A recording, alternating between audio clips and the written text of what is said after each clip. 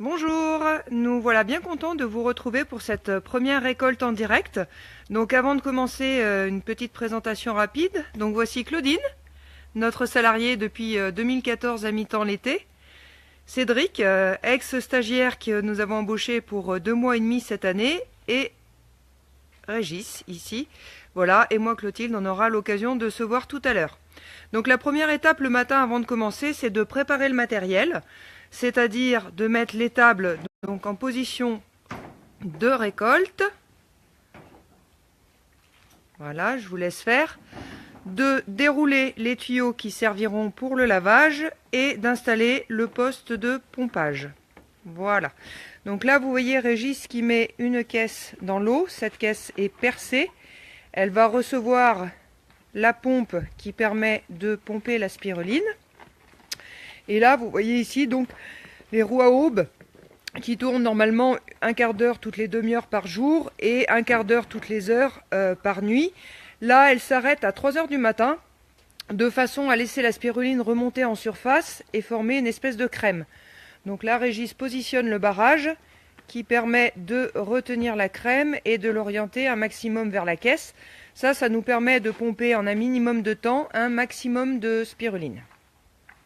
Voilà, donc là on va attaquer le pompage. On lance les pompes.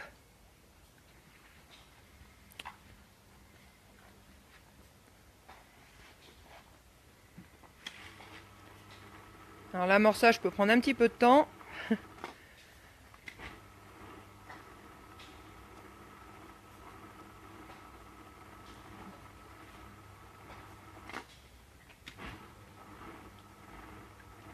Ça y va, c'est presque parti.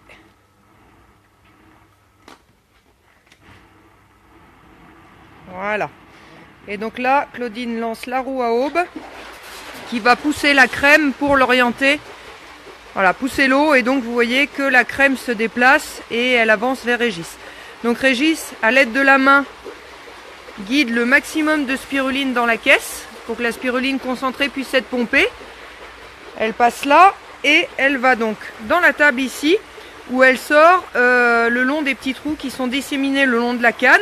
Et vous avez là au fond une toile avec un filtre avec une maille de 32 microns. La spiruline faisant environ 200 microns, elle se pose dessus, alors que l'eau, elle, passe à travers. Donc l'eau ressort, passe dans cette gouttière, suit ici et retourne dans le bassin. Et donc là, vous voyez que l'eau qui s'écoule est légèrement verte.